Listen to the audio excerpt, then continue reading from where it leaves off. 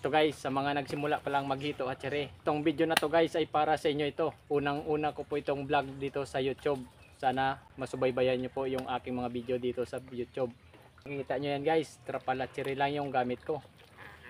Sa mga low budget dyan, pwede po to sa inyo.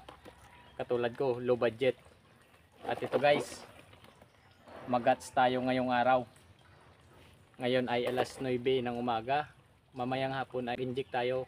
Siyempre guys, yung una natin gawin, pumili muna tayo ng breeder. Ito yung breeder natin guys, oh. Yan. Ito guys, yung mga napili namin breeder guys. Oh. Ganito dapat yung kulay na itlog yung pipiliin nyo guys. Yan. Yan guys, yung kung nakikita nyo guys. Kulay gold po yan guys. Ito yung mga napili natin guys, oh. Sa mga gusto magsimula mag-hatchery ng hito, ito nirekomenda ko sa inyo yung trapal hatchery. Maganda to sa mga low budget. Tested and proven ko na po to yung trapal hatchery. Ito pakita ko guys. Ito yung sinasabi kong trapal hatchery. Dito ko hinahatch yung mga hito natin. At yan naman guys yung aking pond. May mga fry po dyan. Bali 4 na box to guys. At kung gusto mo matuto mag-hatch, sundan mo yung video ko. May matutunan ka.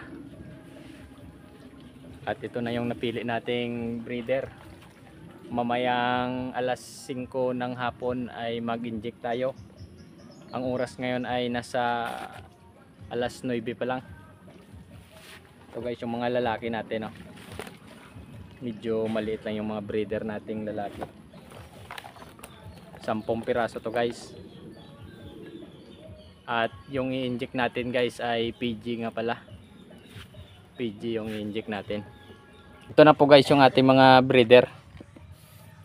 Ilagay natin dito guys, papahingayin natin.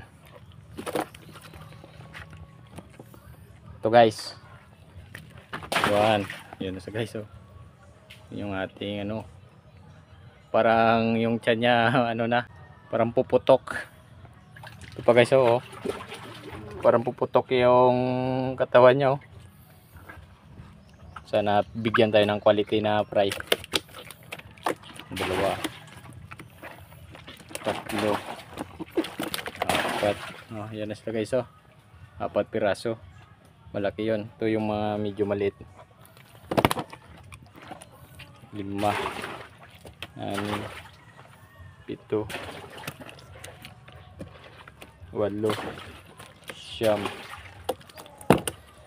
10 piraso guys. Yan na sila guys. Papahingayin lang natin dyan sila guys. Mamayang alas 5 guys mag-inject tayo. At yan naman guys yung mga lalaki natin guys. Nilalagay natin sa lambat. Kasi mataas yan tumalon eh. So yun lang guys.